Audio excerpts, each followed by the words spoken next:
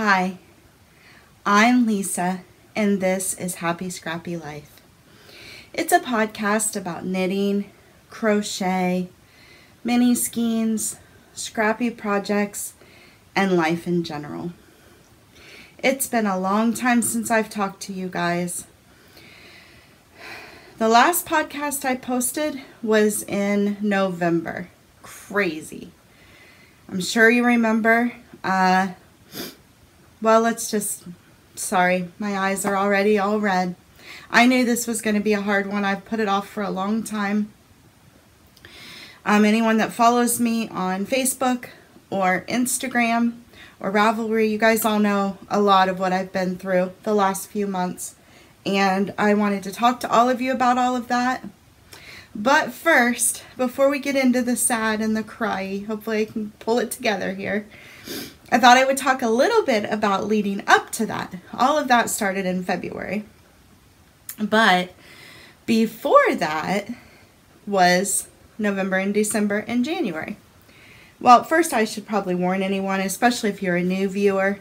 Typically, I tend to jabber. I'm a jabberjaws, and I like to talk about my life. I'm blessed. I have an amazing husband, a wonderful daughter, adorable little puppy dog, and I like to talk about my life. And so there'll be a lot of chatter throughout all of my podcasts, but there's a lot of knitting and crocheting as well. This episode, because it's been so long and because of all of the medical issues I've been through, that I want to share with all of you. Because of all of that, I will probably be talking much more about life this time than about knitting. There'll be some knitting. I have some stuff over here beside me that I want to show you guys. But a lot of this episode is going to be chatter. So hopefully you don't mind. It'll catch you up on what's been going on in my life. And then next time I record, I promise there won't be as much chatter and there'll be lots more knitting. And hopefully crochet. I haven't crocheted in quite a while, but hopefully crochet. So anyway, back to my stuff. So the last time I recorded was November. That's crazy. I had thought, at the time, I'm going to throw that episode up right before I go for Thanksgiving. And then we'll do Thanksgiving and everything. I'd record at least once in December. And then start in January, hopefully every week or every couple weeks. But things got crazy. Life just got crazy. All of you podcasters who do the Vlogmas, where you record every day in December, that just blows my mind. I don't know how you do that. I felt overwhelmed just trying to get one episode up in December, and I didn't succeed. I couldn't do it. So I don't know how you guys do it every week like that, or every day, excuse me, through December. I'm impressed. So I recorded that one before we went to Ashley's. If you remember, if you haven't remembered, or you didn't watch it, or you don't remember, it was episode 6. This is episode 7. Should have said that at the beginning. I'm obviously out of practice, a little flustered with everything I need to talk about today. But that was episode 6. And we were getting ready to go to our daughter's for Thanksgiving for a week. And then I was going by myself with my parents down to Florida to visit with my parents and then my brothers and their kids and wives in Florida. So that was fantastic. We had a wonderful time. It was so much fun at Ashley's house. I'm so proud of her. She cooked everything. She was a wonderful hostess, took great care of us. We had a fantastic time. One thing that we did while we were there, she has a little pottery shop. She lives in a college town. She went to college in Indiana, and she lives still in the town, excuse me, in the town that she went to college in. So they have a lot of cute little restaurants and shops and stuff like that. And one shop that they have is a little pottery shop. I can't remember the name of it, but you go in, you pick out your pottery pieces, and then you paint them. And we all did that, even my dad and my husband. Now, my dad didn't paint anything. My husband did. He was not very creative, and I think probably he would have preferred, both men would have preferred to just be at home but they knew us girls wanted them with us, so they went along. But me and Ashley and my mom had a wonderful time. We had so much fun, and I thought I would show you what we made. So first I'll show you what Tom did. He decided to make me a spoon rest for my stove. So the piece is bare when you get it, and then you paint it, leave it with them. They bake it or glaze it or whatever, and then later you pick it up. So Ashley picked it up and brought it to us later at another visit. So as you can see, he was not very creative, but he painted it. He left the white on the edges, or added the white like that, and green's my favorite color, and he made it for me, which was sweet, and it's on my stove and extremely useful. And then I made a yarn bowl. Well, the yarn bowl was made, but I painted a yarn bowl. So this is the yarn bowl. I painted the pink first, and then I did the polka dots, and I wrote knit, oops, and purl. And then inside, hopefully you can see that, I did green polka dots on a blue background. It was fun. It's a lot of fun. I'm not very good at it. I wish I could have pictures of what my mom and Ashley did. Theirs were both really, really good. Ashley's are always really good whenever we go with her. But I don't feel like I'm very good. It's, you can see it's not real consistent, the color. But I love my yarn bowl. I'm actually, right now I've been using, I have it on my stand right here beside me. And whenever I have little bits of yarn, I get an echo in there. Little bits of yarn, like from, well, from the project I'm working on. It's a Scrappy project, so I have lots of little ends when I tie magic knots. And I've been putting those in here. So it's almost like a little teeny trash can for me. My mom says it's just way too beautiful to use for a trash can, but that's what I'm using it for right now. Not dirty, icky trash, just nice, beautiful, soft yarn trash. So that was something we did while we were there, and it was a lot of fun. It was a bonding experience.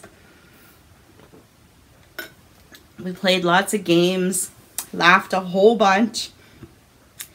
Watched football, lots of football. We just had a great time. Ate a whole bunch. Went around and saw some lights for Christmas. We had a really nice time. I wish she'd do it every year. I don't know if it'll work out that way, but it was nice. Then I left with them, my mom and dad, and we went down to Florida. That was awesome. You might have seen pictures of me.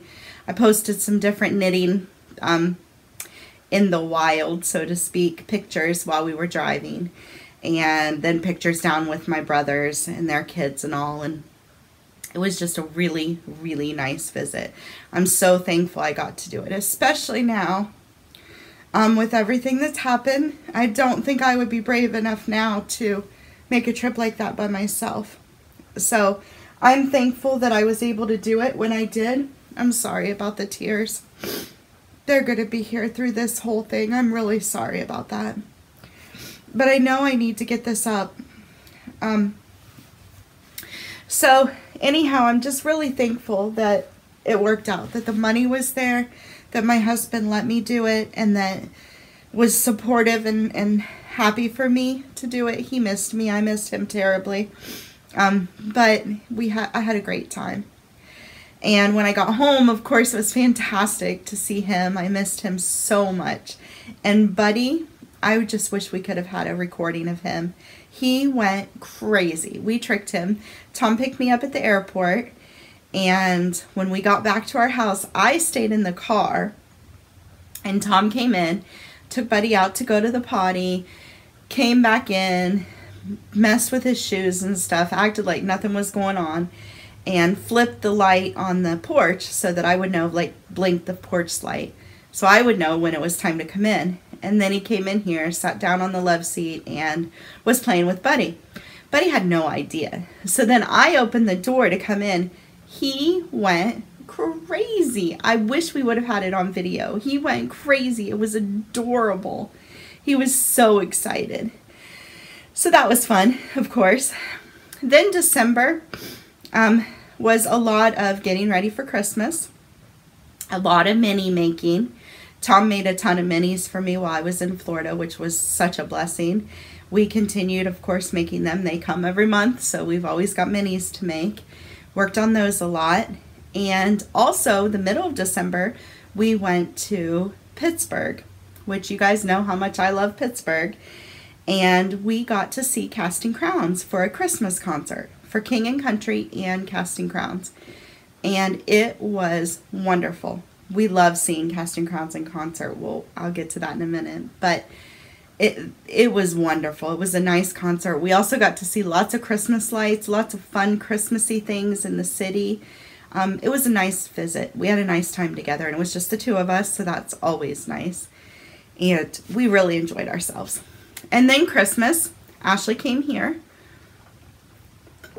We spent time at Tom's mom's house with his family. And she was here with us for almost a week, I think. And we had a wonderful time. New Year's came. Oh, Christmas. One thing about Christmas. I couldn't talk about this because I don't know if she watches the podcast or not. I don't think she does. She isn't a knitter, but I think maybe sometimes she might grab a little bit. She'll comment on, I heard you said this, or I saw you did that on the video. So she's a huge YouTube girl. She loves her YouTube, but they're typically not knitting podcasts she watches. But she does, I think, sometimes watch me. So I didn't think I could talk about this, but now I can. For Christmas, I knit her a pair of socks. You might remember on the last episode, I've talked a lot about gauge and my socks not fitting and me knitting too tight and how frustrated I was. And I knit her a pair of socks. I wanted to find a perfect sock recipe for her too, which I believe we have now. And she loves the Marvel movies, all of the superhero movies she loves. Marvel and whatever the other, DC are. She loves both of them, but she really liked the Wonder Woman movie when it came out. And Turtle Pearl Yarns, I'm pretty sure it was Turtle Pearl Yarns, had Superwoman, or Wonder Woman, I'm sorry, Wonder Woman yarn. So I knit her a pair of Wonder Woman socks. And they were just ankle socks. If I remember, right here,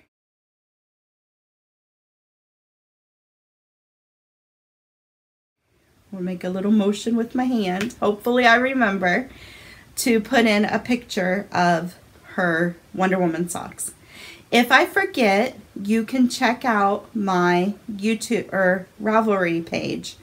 I'm Happy Scrappy Life over on Ravelry. And I always have project pages for all of the various projects that I post or that I knit. Wow, I am really out of practice. So I'll have a project page over there for sure.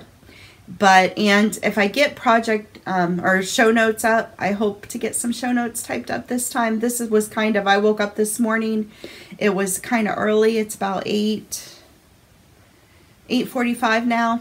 And I thought, I need to do this. I need to get this up. So I'm just winging it right this minute.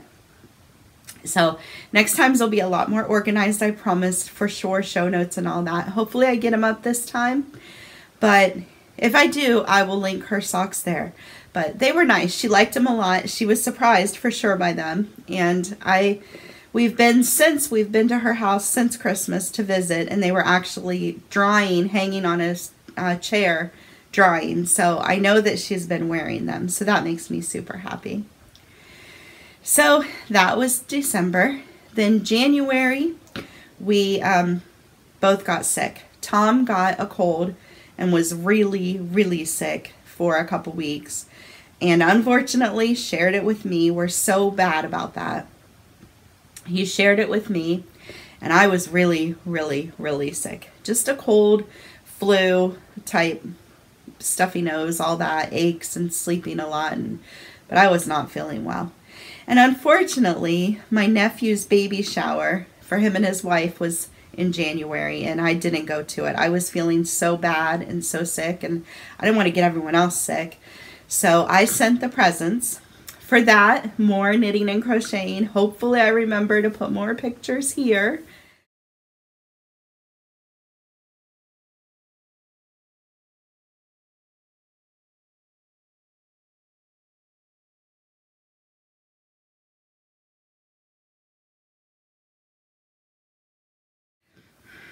If not, maybe at the end I'll put all of them or something. But again, check out my project pages.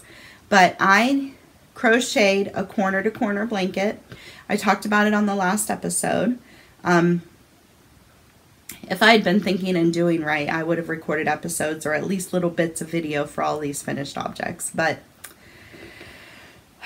I didn't. So I finished the blanket. It was grays and whites and some like lime green, and it was big color swatches of stripes of the different colors.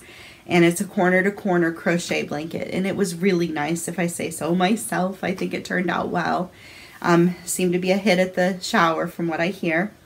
I also decided to knit her using Felici yarn. That blanket I made was just with cotton, sugar and cream. I think that's what it's called. And just regular dishcloth cotton. And then I decided to knit for the baby. I knit her a little teeny baby hat, adorable, about this big altogether, just kind of like a little sockhead hat. It was adorable. And then a couple pairs of little booties. So they were really cute too.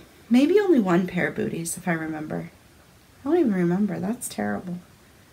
But I will post pictures if I remember, and I will, for sure, there's project pages for all of them. But they turned out nice. It's fun to knit baby stuff. Baby stuff is just, it's quick and it's cute and it's useful. It was fun. So that was January.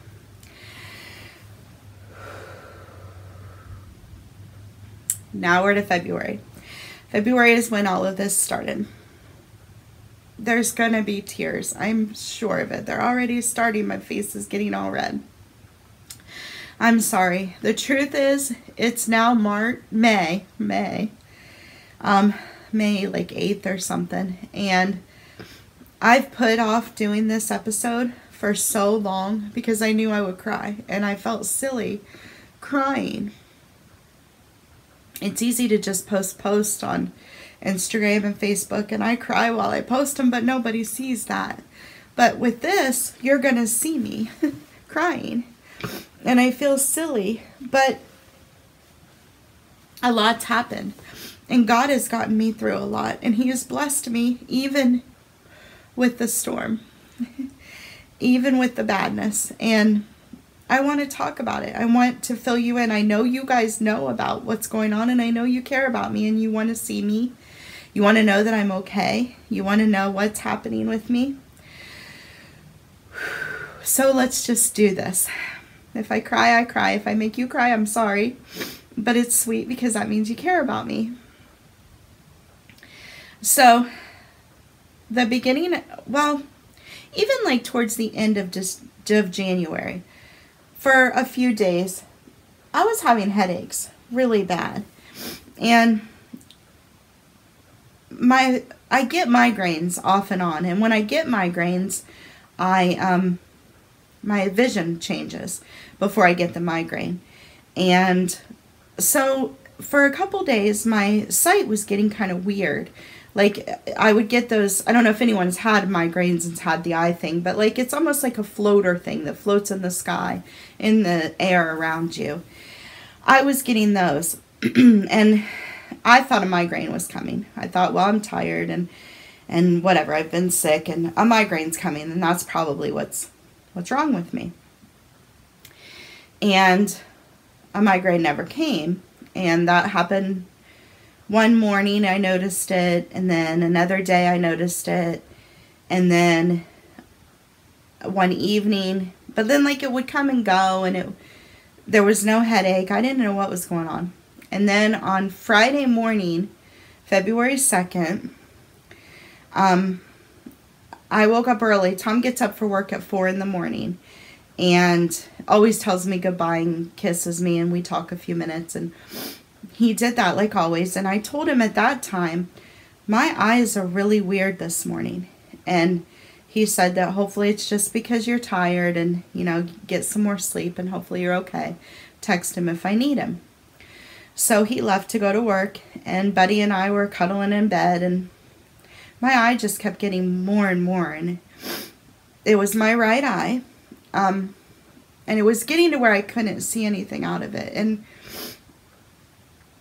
by about 6 o'clock, he left at 4:30. By about 6, if I remember right, maybe 5:30, it was black. I couldn't see anything out of my right eye. My left eye was fine, but I would, hide my left eye and try to look out of my right eye, and it was completely black. So I was terrified. I didn't know what that meant. I didn't know what was happening, and I was scared. So I prayed and begged God to just make it go away, and he didn't. And so then I called Tom at work and told him what was going on and asked him to come home, and I thought I needed to go to the emergency room. So he came and got me, texted Ashley and my parents and his mom, and he took me to the ER. And the doctors didn't really know what was going on, but one major thing was my blood pressure. They took my blood pressure at the hospital, and it was 270/150. Normal is 80, is 120/80. I was over double what's normal. It's a miracle I didn't die. I could have had a heart attack. I could have had a stroke. It's a miracle that I'm alive. And God saved me for sure. And God got me to the hospital. With my eye. With your blood pressure, you don't know. I'm so angry at myself because it's my fault. My husband says I shouldn't say it that way and I shouldn't think about it that way. But 8-9 years ago, I had been diagnosed with high blood pressure. Obviously, I'm overweight, and my parents have high blood pressure, and my grandparents did, and it's hereditary. And I'd been diagnosed with it, put on pills. The pills were working fine. I didn't like the doctor we were going to. And throughout this whole process, I've said that to many different medical personnel, doctors and nurses and techs and stuff. When I say that doctor's name, they all are always like, oh yeah, we've heard that a lot about her. So it wasn't unfounded that I didn't like her.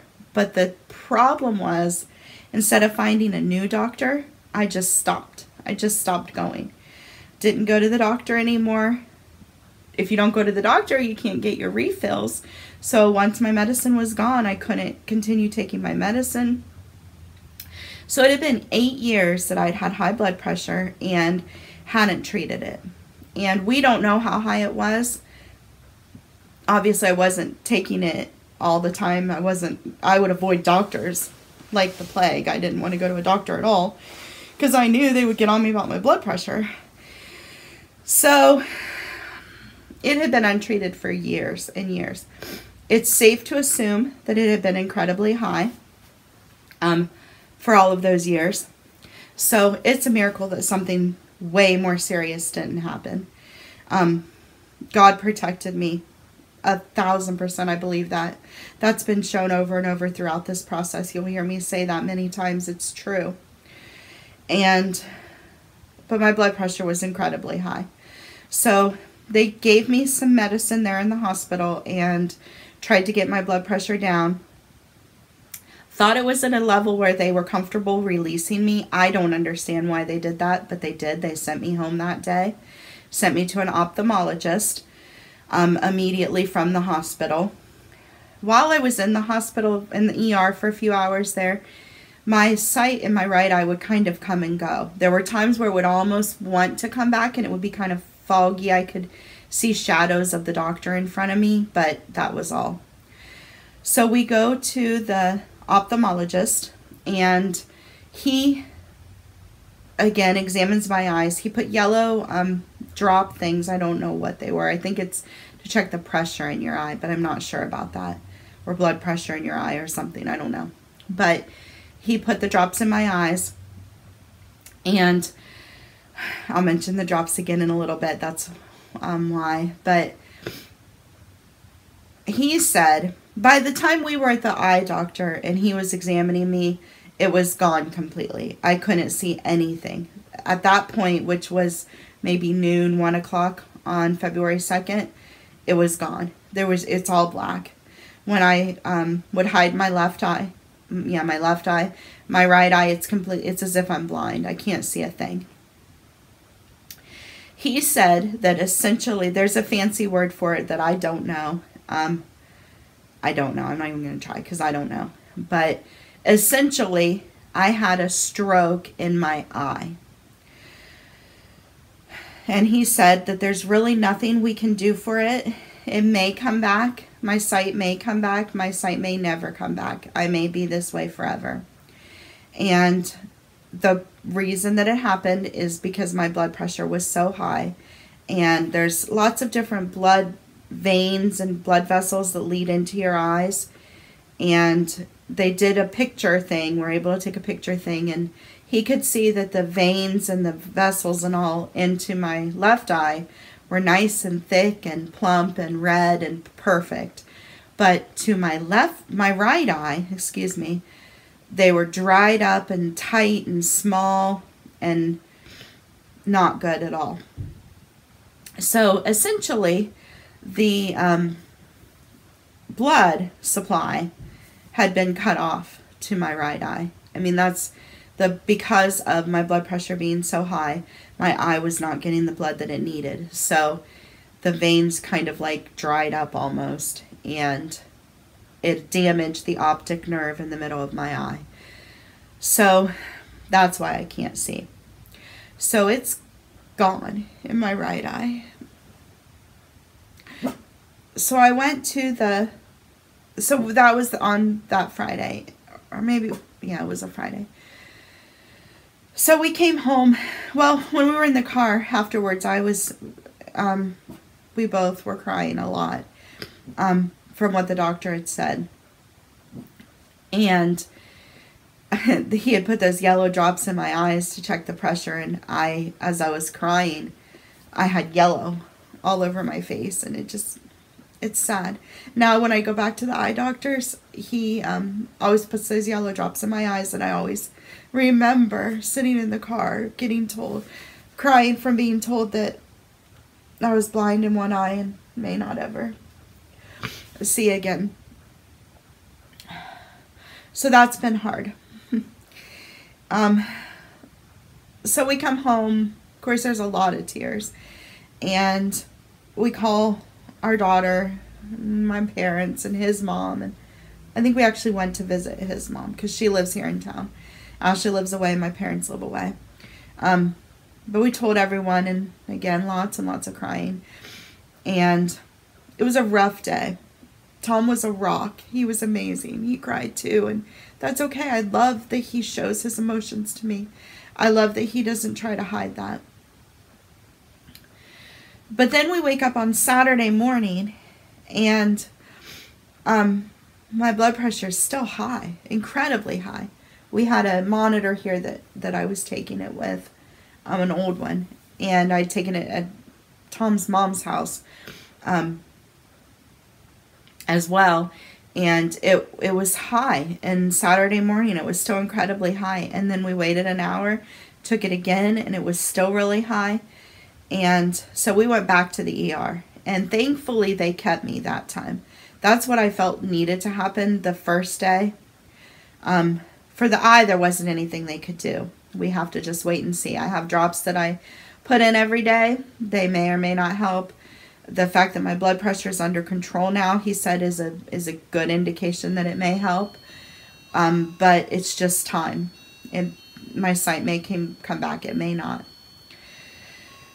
But the blood pressure, they needed to get under control.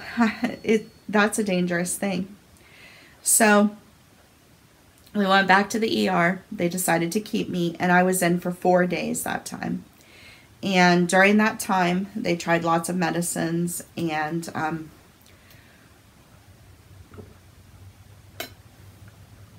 to get my blood pressure regulated. And they also did a whole bunch of tests to make sure everything was okay. They did, I don't even know if I'll remember everything, echo, cardio, something for my heart, and everything looked good in my heart and my carotid arteries and all of that, thankfully, looked fine. My heart's a little bit enlarged from the high blood pressure, but they said that that isn't anything to worry about. I have some kidney damage, but again, nothing to worry about because of my blood pressure being so high for so long. I'm only 46 years old, and that's the frustrating part about all of this, is the things I'm dealing with are things typically for much older people. But my kidneys are damaged slightly, but nothing to worry about unless, of course, all of this, if my blood pressure isn't regulated, will then get worse. But if I can keep it regulated and keep it consistent, then I should be fine. They also did an MRI. If anyone has ever had an MRI, you know how terrible they are. It was horrible. I hated doing that. I was scared and nervous the whole time. I cried. It was bad. I tell Tom that I will never do another MRI for the rest of my life. I don't know if that's true. I pray that I never have to do another one. But thankfully, it all came back fine. My brain, my head, everything looked completely fine. So the only lasting serious damage is my eye. So they got my blood pressure regulated. They got me on medicine, lots of pills. I have a little pill holder that I fill. I have pill splitter. For some pills I have to cut in half. So I load my pills up every week and I keep them on track, keep myself on track of what I take. So they gave me all this medicine. So I leave, and I'm still, of course, trying to adjust to only being able to see out of one eye. It's been hard. It's incredibly hard. I mean, the emotional part of it is, of course, hard. That's why you keep seeing the tears. It's a forever thing, I feel like. We all are praying for a miracle and praying that God will bring my sight back. But I also feel like I need to be realistic, and I need to accept the fact that he may not, that he may feel that it's better. It's a better way to spread his word. It's a better way to, a better testimony for me or whatever, to not get my sight back. And it's okay if that's what happens. I need to adjust to it. But the adjusting's difficult. Waking up, that first maybe week or so, maybe 2 weeks, was hard. Every time I woke up, it was a reminder that I can't see out of my right eye. And I would constantly close my left eye, hide my left eye, and then like test to see if I could see anything in front of my right eye. And I couldn't. I'm also terrified of losing my left eye.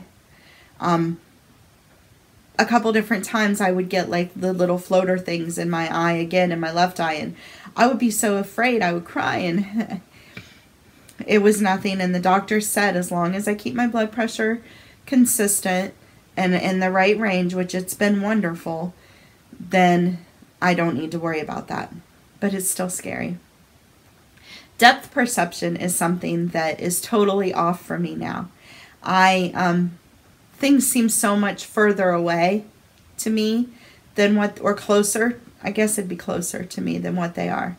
Even my phone, using my phone, so even now, it's been almost 3 months now, and even now, sometimes it's hard to, like, tap the right thing on my phone. Watching TV was really weird at first. It's gotten a lot better. I've gotten used to it. It's amazing how my left eye has compensated for my right eye, and I was told it would do that, and that it'll just continue to do that, but it's amazing the way it works. But like while we're sitting here right now, I can't see anything. Like on the screen, I can see my hand right here. But from my right eye, I can't. I can't see my hand till about now. If I can see my fingers now. And that's with my left eye. I can't see anything at all with my right eye. It's just my left eye. So a lot of this is black over here for me, and that's uncomfortable. At home, it's not bad because it's just me and Tom. But when we go out in public, it's gotten way, way better. I've gotten more used to it, and Tom has just... This is where you'll really see me cry. He has been amazing through all of this. Amazing. He has taken amazing care of me.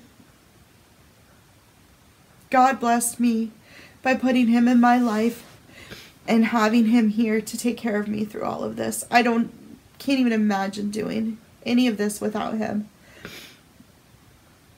But he protects me when we're out in public. The first time we tried was on Valentine's Day. That wasn't very long after. And we tried to go to Red Lobster for Valentine's Day, and it did not go well. I cried in the restaurant. We fought in the restaurant. It was not a good experience. But it was a learning experience, and we grew, and he grew. I figured out how to put into words what I needed from him to help me when we went out, and he learned what to do. And since then, he's a huge help. Little things. When we go into a restaurant, he always now talks to the person at the front desk, and he walks with the girl to the table, and I follow them. It's overwhelming for me to be in the restaurant and all the sounds and all of the stuff going on. Trying to maneuver around everything. So it's easier for me to just focus on the back of him. He talks to her and jabbers, listens to her jabber or whatever, and he gets us to the table. I watch him. Once we get to the table, a booth is always better, and me sitting with my right side to the wall so that the waitress doesn't come up on me and I don't know she's there. Whenever we're just walking, the two of us, he always holds my hand, and he's always on my right side, so he's protecting me. It's crazy, the little things like that you have to think about. Pouring drinks was another thing that was, someone had mentioned to me that because of the depth perception, it would be easy for me to spill because I think I'm closer to the cup than what I really am, or further away. I don't really know how to say that, but what I do, and I just naturally was doing this, is whatever I'm pouring out of, let's say orange juice. This morning I had orange juice. I put the lip of the orange juice jug on the cup so I know it's going to go right in. I don't know, just silly things like that. They say that I'll be able to drive. I'm terrified, completely terrified to try driving. But they say that I'll be okay, that I'm allowed to drive. Maybe eventually I'll be brave enough to try, but at this point I'm just scared to death to even consider trying to do that. So thankfully Tom is more than willing to be my chauffeur and drive me around everywhere and get me to all of these appointments. Knitting and crocheting. I have crocheted a little bit, but not very much. But I've knit, and I'm fine. I was really afraid to try. I took knitting with me. Well, I had Tom bring me knitting when I was in the hospital for those 4 days. And I was really nervous that I wouldn't be able to knit. And what if I can't knit? And what if I can't make minis? And what will happen? I love knitting, and it calms me down. But I was fine. I can do it. I've had little issues, which we'll talk about, but I can do it. And that's a good thing, a really good thing. And the more I do it, the more I get used to doing it, which is good too. So I was in the hospital all those days, came home, was trying to work on adjusting to everything. Throughout that time, I was almost like a zombie. I was sleeping like constantly. I would go to bed I took my medicine at 10 in the morning and 10 at night. And I would take my medicine at 10, and by 10:15, I was out. And I would sleep until almost 10 in the morning. Tom texted me at 10 for his lunch. And I would wake up when he would text me, eat something quick, talk to him for 20 minutes, and then go right back to sleep and sleep till he came home at 2 o'clock. Then wake up, be with him a little bit, and then go back to sleep, usually for a nap in the evening. and then back in bed by 10. It was insane. I was sleeping constantly. And we think the doctor said that part of that was the medicine, just me getting used to the medicine, because my body wasn't used to all of this medicine all the time. And blood pressure medicine is known to make you sleepy. And then also part of it was my body trying to get used to my blood pressure being so much lower.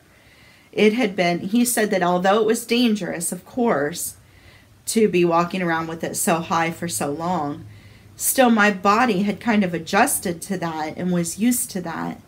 And so when now suddenly my blood pressure is cut in half, essentially, well, even the top number, even more than in half. And I was running at normal or even a little lower than normal most of the time. And because of that, my body was just tired from not being as high. I don't know. That's what they said. I still was pretty convinced that part of the problem was the one pill I was taking. It's called amlodipine, I think. And I'd read a lot about it being, the side effects being that it can make you really, really tired. But the doctor didn't want to change it. So I slept a lot. And my husband, again, stepped right in, did everything. He has done everything since February 2nd when all of this happened. Gradually, little by little, I'll do a little bit to help him with stuff, but then it exhausts me again for days and I can't. He's made all the minis. He's caked all the yarn. I've kept up with all the computer work and the printing and stuff like that, but he has done all of the manual work, not to mention all of the cleaning, the cooking, the running the errands, all of my doctor's appointments he's gone with me to, which there's been a ton of. He's been a rock, an amazing, amazing rock. And I'm so thankful for him. So then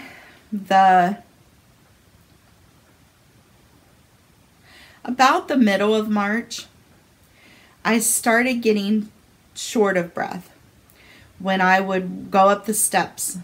One evening, Tom had already gone to bed and I wanted a snack. So I came down here to get a snack and I took it upstairs and I was really out of breath and it woke him up because I was so out of breath. And we thought, well, that's weird. We didn't know what that was. And it just gradually was getting more and more. And he had taken a week off. My birthday was in March, which I always make the month of March, or the month of Lisa. March is the month of Lisa. And we celebrate for the whole month. And unfortunately this year, it wasn't much of a celebration. A lot of you guys have said that I should have a second month of Lisa sometime this summer when things have gotten much better for me. So I think that's a fantastic idea and we might put that into effect. But my birthday was March 16th and then our anniversary was March 23rd. And he had taken a week off of work and we weren't going to go anywhere because I didn't think I could handle it with my eye and being so tired and all still. But he took a week off for us just to enjoy time together and be here, maybe do little trips to the Amish country and stuff. So that was the last week in March. And during the beginning of that week, my shortness of breath was just getting worse and worse.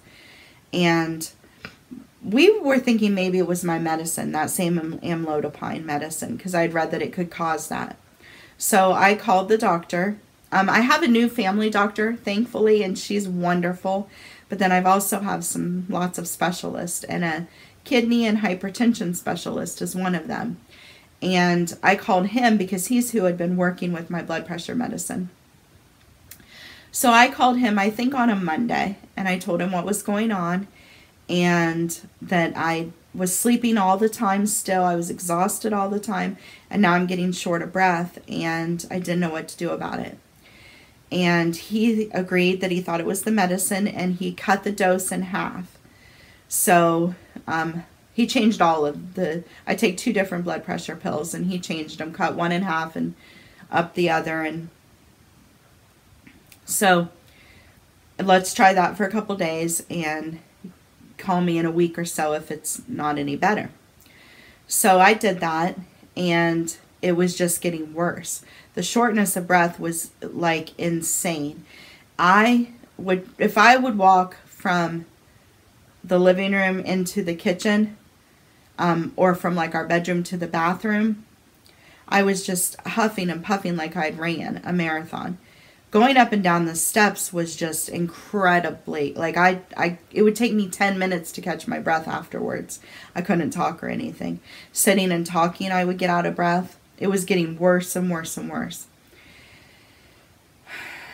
So on Thursday, I believe it was Thursday. Yeah, it was. No. Yeah, Thursday. I'm sorry. Thursday, March 29th. That morning, I had taken a nap. Of course, I'd been up and was tired again, so I was taking a nap. And while I was sleeping, I woke up twice, gasping for breath because my breath was so short. And it woke me up, and that really scared me. So Tom said, we need to call again. So I called again, told him what was going on, said the doctor would call me back. And about 10 minutes, 15 minutes later, they called and said I needed to get to the ER right away. Didn't say what they thought it was. I had no idea what was going on. I just knew that I couldn't breathe, and it was scary. So we went to the ER, and Tom dropped me off at the door and went to park the car, and I went on in because I knew I couldn't walk from the parking lot. And even just that much, I was panting and out of breath when I got in there. So they got me signed in and all, and we waited. Well, when we went back, immediately they took my blood pressure, and it was good. It was a little high, but I was nervous. But they get me to the room, and they immediately do the echo thing quickly, ripping my clothes off. Not ripping, but like telling me quickly to get my clothes off and putting the little circle things on and testing me. And that came back fine. And they said they were nervous about a heart attack, but that's why they did that so quickly. But it came back fine, thankfully. So then we're waiting, of course. We have no idea. Nobody tells you anything, which is frustrating.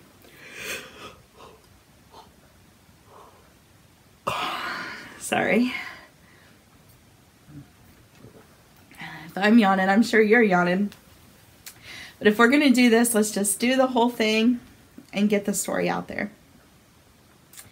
So we're waiting. We don't know what's going on. I'm still out of breath, bad. No pain or anything. A little bit of aching across my back, but nothing major at all. Just I can't breathe. Or short of breath, I guess. So finally, a doctor comes in. They did x-rays, and they did a CAT scan. And then after the CAT scan, they came in and they said that they know what's going on, and that unfortunately I have multiple blood clots in both of my lungs. And if I had not come to the ER when I did, if I had waited even just a few days, probably I would have died. And that it's a miracle that I didn't die, even at the point we were at. So again, 2 times in a matter of months, I could have lost my life. And God saved me, and God rescued me from that. So that was scary. That was hard to hear.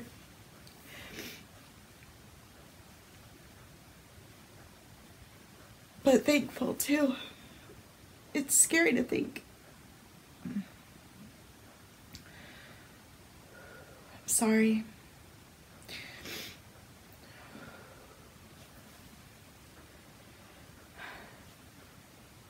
So they said that I had blood clots in both of my lungs, multiple blood clots in both of my lungs, and that I would have to stay in the hospital until they could get him taken care of. So I was in the hospital that time for 6 days. That was a long time to be in the hospital. And I was on an IV, for the most of that time. They gave me heparin. I was on heparin for a lot of that, which is a blood thinner. They needed to get my blood thinned to for the clots to kind of dissolve and break up, I guess, the way I understand it, and to prevent me from having any more clots. And they needed to try to figure out why I got the blood clots. They weren't sure about that. So they did an ultrasound thing in my leg. They did find a little spot around my knee where there could have been another blood clot there that possibly had traveled up to my lungs. We're not sure. But they had to take my blood every... I can't remember. It was either every 6 hours or every 12 hours. It was often. I really can't remember. But my veins, I'm really, really difficult to get blood from. And they usually, like any time when I have to give blood, get blood taken for tests or anything, they have to poke me 2 or 3 times and dig around, and it's awful. And I bruise really bad. Well, then when you're on blood thinners, they say that you bruise even worse. So my arms, up and down, both of my arms were just covered with bruises and all the different spots. And they did the IV over here, and then they moved it over here for a while. It was awful. At one point, nobody could get blood from me, and they decided to do it in my foot. They had to pull it from my foot instead. That was the worst pain I'd felt in a long, long time. I cried and cried when they did it. The nurses that did it, the tech that did it, she felt so bad. And the nurse was right there holding my hand. Tom wasn't there, unfortunately. At that time, he was at the hospital a lot. Tom's mom came, and his stepdad, they were there a lot. They were wonderful. Ashley was there a little. She, of course, lives away, so it took a while to get here. It was bad. It was bad. And it was scary.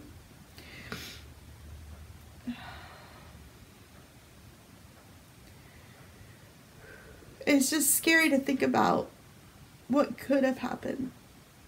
And it's overwhelming to think about God saving me, keeping me alive, and I don't know why. Everyone keeps saying there's a reason. He's got work for you to do, and I don't know. But I want to talk about my story. I want to tell people everything that's happened and encourage people to take care of their health and take their medicine and go to the doctor, and don't think that blood pressure doesn't matter, because it does.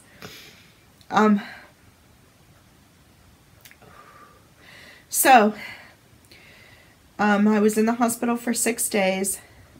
Gradually my strength got better and my breathing got better. In the beginning, I had to use a bedside commode type thing because I couldn't even walk to the bathroom. But then it got better and I could.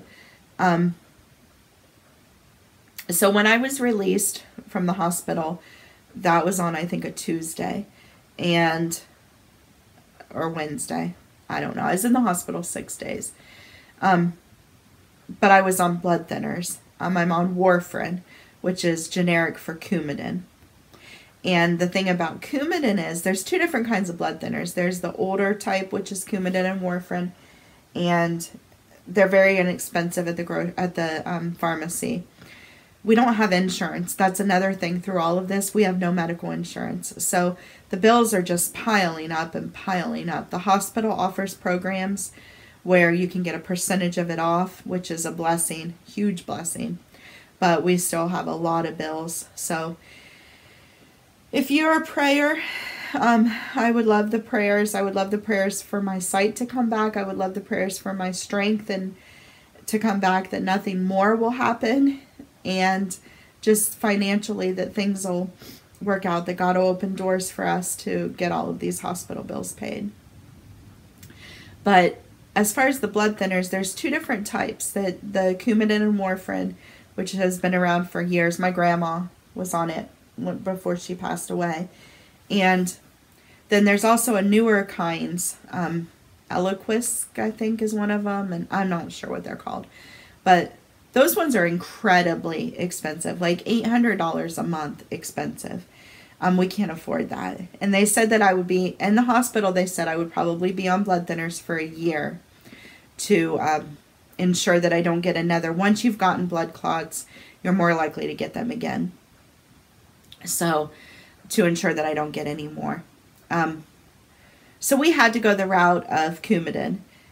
The problem with that, or warfarin. So the problem with that is that your levels, it's called INR, which I don't even know what that stands for, but they want your INR number to be between 2 and 3. And it's the thickness of your blood. So that's how thin they want your blood to be. The higher the number, the thinner it is. If it gets too high, that's dangerous too.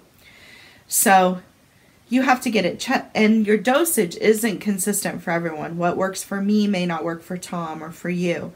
So you have to go and get your blood tested, which it's only a prick in the finger, but you have to go to the clinic and get it tested. Of course, you're paying every time you go to the clinic, and you get yourself tested, and then they adjust your medicine until they find your dosage. Well, the hard thing is, when I got out of the hospital, I really, really did not feel well still. The blood clots make you very tired, very, very tired, and very weak, and short of breath, and dizzy. I get dizzy periods.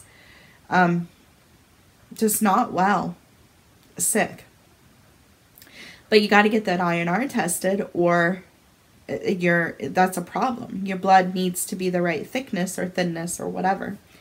So I had to go to that. Well, they were having me come every 3 days. So every 3 days I would have to go and get my INR tested, adjust my medicine. 3 days later, go back again. It was so hard. I would cry. I didn't want to go. I didn't want to leave the house. But I knew I had to go. Thankfully, now at this point, that's been a little over a month ago. And we're now to the point where the last time I went, my INR was 2.6, which is fantastic. And they've stretched my appointment out for 2 weeks. So I don't have to go again for about another week. That was about a week ago. So that's fantastic. But when I first got out of the hospital and felt so bad, it was hard to have to go all the time. My mom and dad came. They came I think I came home on Tuesday and they came on Thursday, if I remember right. And they were here for not quite a week. Excuse me. That was a huge blessing. I just wanted my mom and dad. I wanted them here. I had wanted them here since it happened with my eye. And I was thankful that it worked out and they were able to come. They also were a huge blessing with the minis. The minis had really piled up and gotten behind at that point. And because I can't do anything and Tom could only do so much. And with me in the hospital for 6 days, he was there with me. He wasn't here making minis. So I was pretty stressed about how they were going to get out even close to on time. And my mom and dad just stepped right in, especially my dad. He just worked and worked and worked and worked. We took some pictures of everybody working, and if I remember, I'll stick them in too.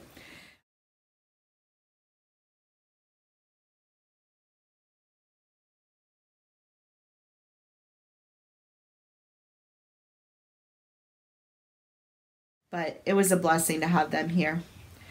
So then after they left, it just took time. It takes time. I'm still in that recovery period. It's way, way, way better now, but I'm still there. If do too much, we've had really busy weekends the last few weekends.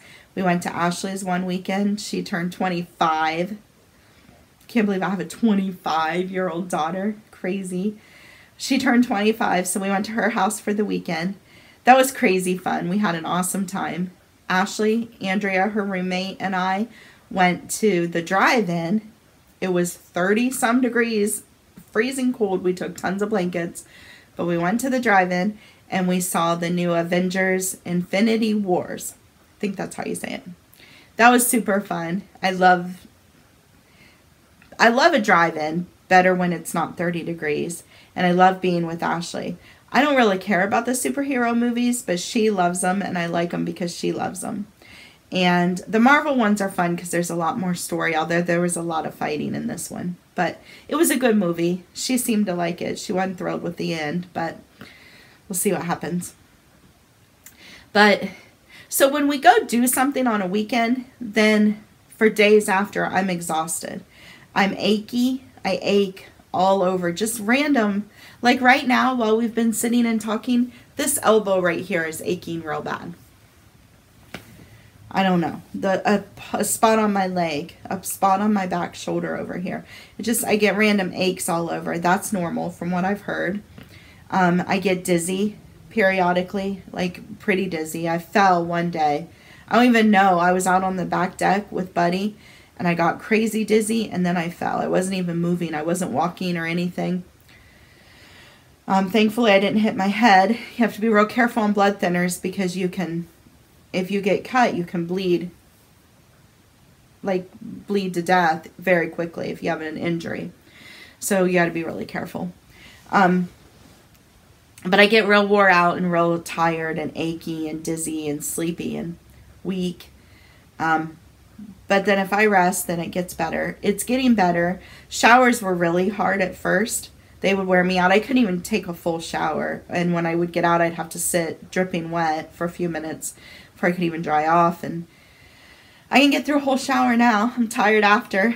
And I definitely stretch them out longer than I should, the time between them. But it's getting better. I can see improvements. The doctors, and I'm on a bunch of Facebook groups of people that have been through this, and they all say that it takes at least a couple months before you start really seeing an improvement, and then really even longer before you're 100%. So it's taking time. And these last few weeks, we've done a lot. We went to Ashley's 2 weeks ago on the weekend, and then last weekend we went to Wheeling, West Virginia, and we saw a Casting Crowns concert. Wow, I'll tell you what, the Lord was there. That was an amazing concert. And I'm just so thankful we went. Tom was amazing with me, took great care of me. He helped me. I was nervous about going. There were steps and a lot of people and just a long concert. But I'm so thankful I went. I felt so full of God when I left. He was there, and I'm glad I went. I cried pretty good at a few of the songs, but that's okay. I'm a crier. Everybody knows that. But then, of course, come home and exhausted again. Then next weekend, that was last weekend. The next weekend, I'm going to Ashley's all by myself for Mother's Day. I'm very excited about that. Tom and Ashley are we're going to drive 2 hours. She lives 4 hours away. So we're going to drive 2 hours, meet her. She'll pick me up and take me the rest of the way. And then on Sunday, we'll do the same thing to swap me out again. So I'm thankful that they're willing to do that. And I'm looking forward to just spending some time alone with her. But again, I'll be beat when I get home. But I'm thankful that I have the freedom and the ability to sleep and rest as much as I need to. And that Tom just takes such good care of everything. He just steps in. He does it. He doesn't complain. He's happy to do it. He's said to me a million times that he's just so thankful I'm alive and I'm okay. And I'm here for him to get to take care of.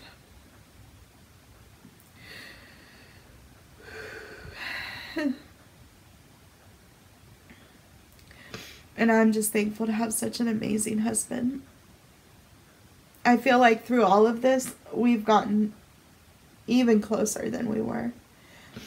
And I feel like God is helping me with all of this, learn to trust my husband. And I don't mean trust him like he's going to do something wrong. I mean trust him to be the man of the house and to take care of things and to take care of me. And I've always tried to control everything, and I just can't right now. I don't feel well, and I'm tired, and I don't have the energy to do it. And I just haven't done it since February, and it's amazing. It's beautiful what's happened. Tom has just blossomed into this leader in our home, and he takes care of me, and he takes care of everything, and he just, I don't know. He's the man now, and I'm allowing him to be, and it's it's beautiful. If that's what comes out of all of this, it's a wonderful thing. And if what comes out of all of this is I help even one person to make sure they take their medicine or to rely on God, then that's a wonderful thing. So the point we're at now, my blood pressure is under control. Oh, that's another thing. When I was in the hospital this second time with the blood clots, oh yeah, there's still more to tell you. Oh man, it's getting so late and so long here. When I was in the hospital with the blood clots, a new doctor, my kidney doctor, kidney and high blood pressure doctor, was out of town. And so he had another doctor check in on me. That doctor, I told him again what I was feeling about how much I was sleeping all the time. And he actually happened to come in after one of my doses. And I literally couldn't stay awake talking to him. He could see how exhausted I was. And he changed my medicine and took me off of that amlodipine completely and put me on lisinopril. And then the other one I'm on is carvedilol, I think. But it's amazing. Once that pill was gone and I'm on lisinopril instead, the zombie feeling is gone. I'm tired from the blood clots and from recovering from all of that. But it's not a zombie type tired. It's just a normal, I'm sick and my body's been through a lot and it's trying to heal type of tired. So I'm so thankful for that. Being in the hospital, the outcome of that alone was a wonderful thing. So the blood pressure, my blood pressure is great now. It's always at least 120/80. Sometimes it's even lower than that. It's a really, really good blood pressure. The pills are working fine. I can take a pill and still take my doses at 10 in the morning and 10 at night, but I'm still awake after. I'm even actually have stayed up until almost midnight a couple nights, which is amazing. I'm up earlier. I'm starting to have energy. I can feel that once the weekend, this weekend I'm going to Ashley's, and then after that things should calm down and I'll just be at home. I feel like if I can just be at home again, I won't be so tired from all the running, and I can actually, I'll start to be able to do stuff around the house and help out more with everything. Tom keeps saying he doesn't want me to do anything still. He wants me to just rest and get better. And of course I'll listen to that and I'll do that. But I feel like it's coming where I'm getting better. I feel like I'm just getting better. One more thing, and then I'll show you a little bit of knitting and we will call this an episode. But the final thing that came out of all of this is after I got out of the hospital and I'd been out for a little bit, they had made an appointment for me to see a hematologist, which is a blood specialist. They wanted to know, the doctors all wanted to know why I got this, the blood clots in my lungs. We couldn't come up with a good reason why. So I saw her, she did a whole bunch of blood tests, and one of the things that came back is that I actually have a blood disorder, and it's called factor II thrombin. I think I said that right. Factor II. And it's a blood clotting disorder. My blood clots way easier and faster than it should, than a normal person's. And some of the symptoms or results or effects of that, one of which is miscarriages. And when Ashley was young, we tried to have more children, and I had I think 3 miscarriages and a tubal pregnancy. Possibly 2 miscarriages and a tubal pregnancy. It was a long time ago, and honestly, I tried to kind of block it out. It was a horribly emotional time. But I have this disorder, and that's why I had those miscarriages. And that's why I wasn't able to carry the children to term. And I'm so thankful. I have my daughter. She's a miracle. She's a miracle that we had her, because I had this disorder and we didn't know. We weren't treating it. And then these blood clots. And I'm way more likely to get blood clots now because of the disorder. So she said it's up to me. She thinks I'd be fine to go off of the blood thinners, but I'm afraid. So probably I will. She said it's also fine to just, as precautionary, stay on them, because I've already had at least 1 blood clot. the clots in my lungs and possibly the one in my leg, that I could stay on blood thinners the rest of my life, which stinks, but I'm going to be on all these other medicines too the rest of my life. And to ensure that I don't ever get blood clots again, whether I would obviously could die from them, but also just go through all of this again, I feel like right now I want to just stay on them forever, but we'll see. It's hereditary, so I have one strand of it, which means I got it from either my mother or my father. So really, ideally, they should be tested. And my brothers, I have 2 brothers, they should each be tested to see if they have it. And then, of course, my daughter, I could have given it to her. My mom says she's going to get tested. My dad says he doesn't want to. My brothers don't want to. I wish everybody would. I'd feel better knowing if they had it or not, at least just to be aware of it, but they don't seem to want to. My daughter is getting tested. I believe already has gotten tested last week, or maybe this week. I'm not sure. I need to find that out. But she hasn't gotten the results yet. But as young as she is, and the fact that she hasn't had any blood clots, I don't think they'll put her on anything, but it'll just be good to be aware of it. So I'm thankful for that she's had a test. I pray she just doesn't have it, so that she doesn't have to worry about it. But, so in a way, I feel like to try to put a good spin on it, to try to find some positive. Obviously, I've already said about the relationship with Tom. I feel like I've grown so much closer to the Lord through all of this. And, of course, helping anybody else. But I also feel like everything is leading up. Like, if my eye hadn't done this, if I hadn't lost vision in my eye, I don't think I ever would have done anything about my blood pressure. And sooner or later, it would have killed me. I'm sure of it. And then the blood clots. If I had never gotten the blood clots, thankfully the Lord saved me. I didn't die from it. And if I had not gotten the blood clots, then we wouldn't have found out about this blood disorder. They wouldn't have done that test. And I could have gotten more blood clots. They could have been more serious. I could have died from that. So the end result is all good. The lasting thing is my eye. I may always be blind in my right eye. But if I'm going to have any kind of a scar, I guess, I feel like that's the not that bad of one. I can adjust. It's hard, but I can adjust. So that's that. I think I've talked way longer than I probably should have about all this. If anyone stuck around for all of it, bless you. Thank you. It shows you really, really care about me.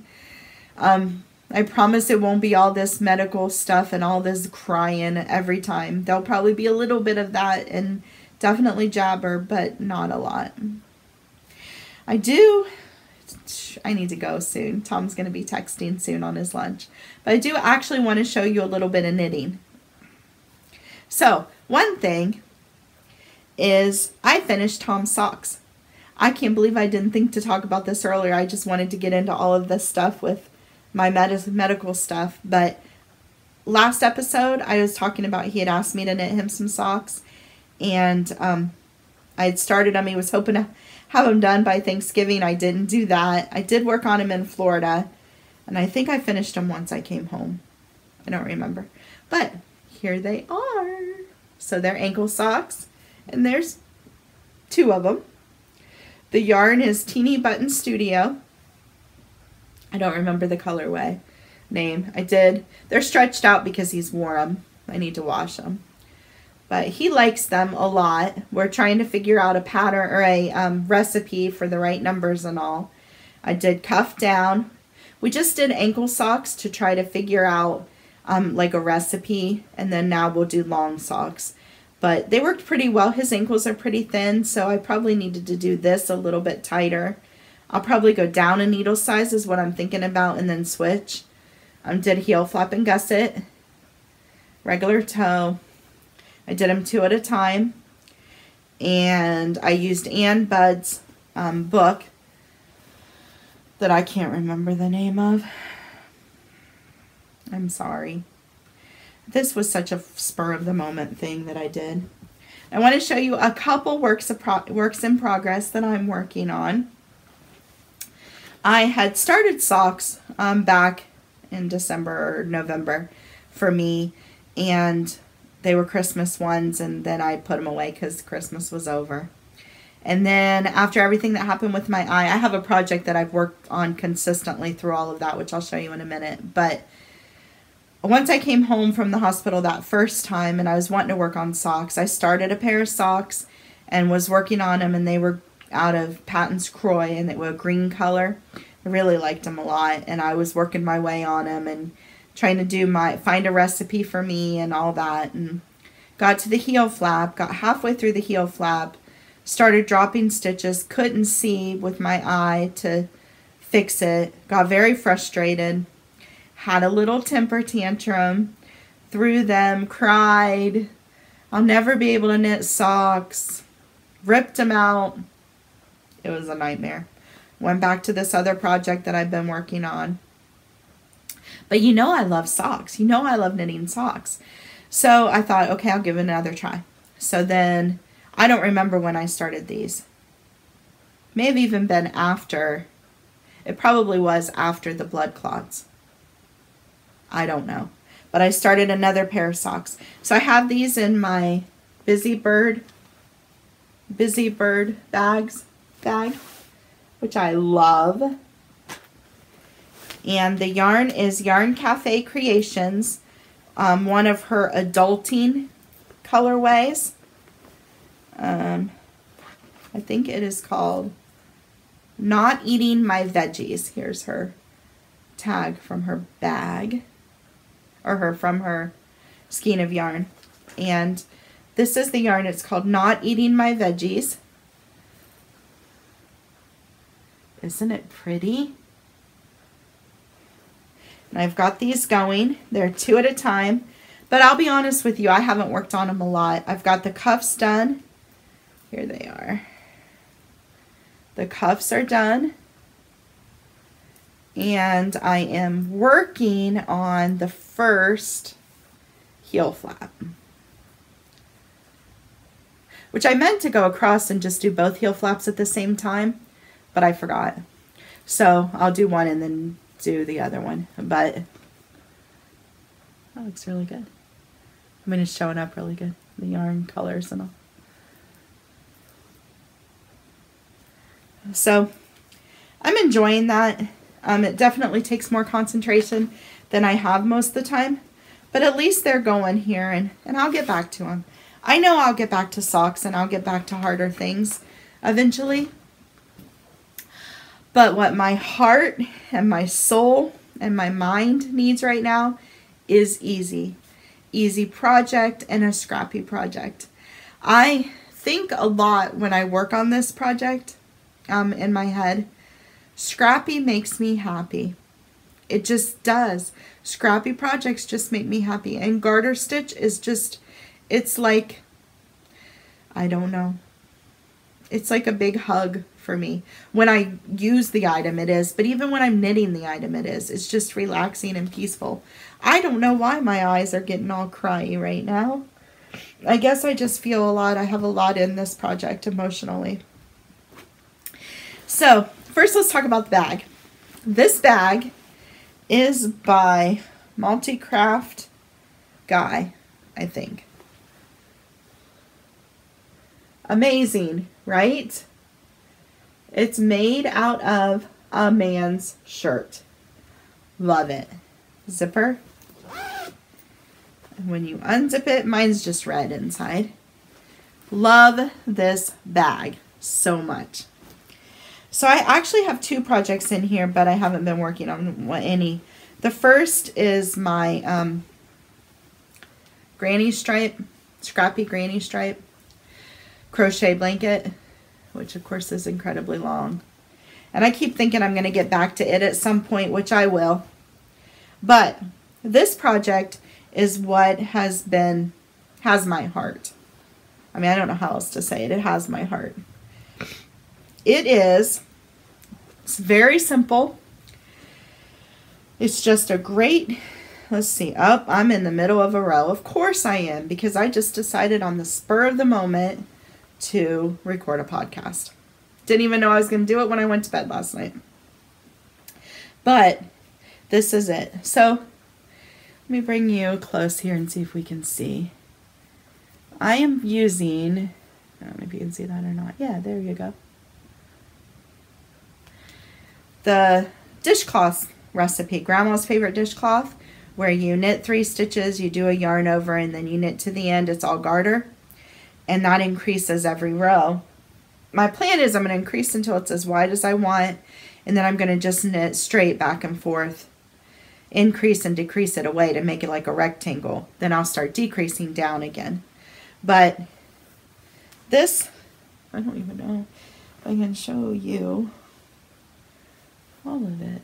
So this is the end, and it's just, next time I'll not be at the end of a row, or in the middle of a row, I promise. But let's see if I can kind of show you. Okay, so here's the corner, and so this would be the width right now. Yeah, there we go, that'll kind of work. So this is all the width right now. And I want it wider, I want it huge. And I'm using fingering weight yarn. And I don't remember what size needle, and there's no way I'm going to be able to read this with my eye, unfortunately. We can look at the project page. I would bet it's like a 4, maybe a 3 or a 4. It's a little bigger. So, because I wanted this kind of drapey and loose.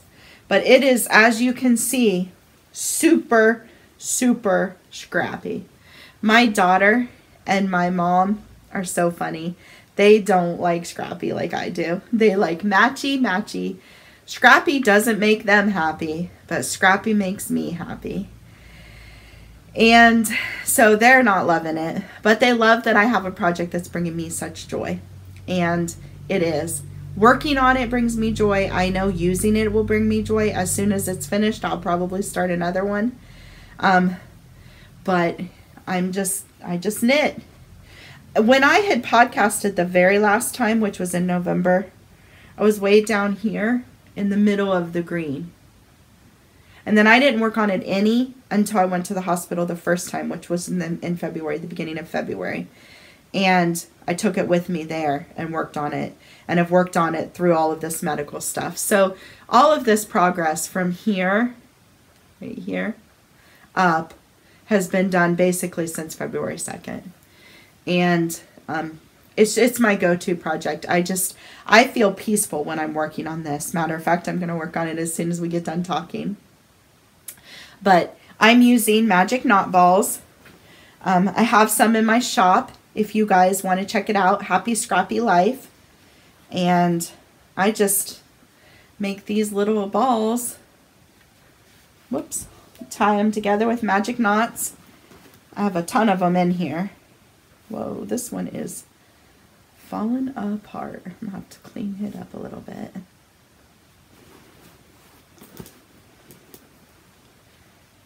Lots of them. And then I also have a ball that a friend of mine, Vicky, sent me. And I put some of that in my blanket, and then I cut it, and I'm adding in a new ball, and then I'm going to put some more of this in later. But a lot of this right here was from her. And so that's super fun to have somebody else's scraps in my project as well. But this project is just bringing me such joy. I think I'm going to start a thread in the Ravelry group. We have a Ravelry group, Happy Scrappy Life Podcast, over on Ravelry. I think I'll start a thread over there for scrappy projects. I just want the fun of seeing you guys, what you're working on, and I'll pull prizes every so often, which reminds me we have a few different threads that were open and closed giveaways. I haven't pulled for those yet. I'm sorry. Again, this was just a spur of the moment thing. Next time I podcast, we'll have those prizes. We'll talk more about the scrappy projects. I'm going to call it Scrappy Makes Me Happy. We'll use that hashtag, Scrappy Makes Me Happy. And Any scrappy project you're working on, stick it in there. It'll run the rest of the year. Periodically we'll pull prizes. Doesn't have to be finished objects, just chatter in there. Just, I want to see what you're working on, and I want to talk about mine. I love scrappy projects. Like I said, in the Etsy shop, I have some magic knot balls, I have mini skeins, and I also have some D-stash yarn if you want to check that out. And then finally, and then I'm going to let you go, and I promise next times will be much more professional. Well, as much as I can. But the final thing I wanted to talk about were my swapless swaps. So I have a group, Sock Yarn Swappers. I know that all of you that have been watching me know, but I want, in case I get new viewers today because of my story, I want to explain about them. So I have swaps up. How they work is you pay the fee. You choose the dyer you're interested in. I offer lots of different dyers.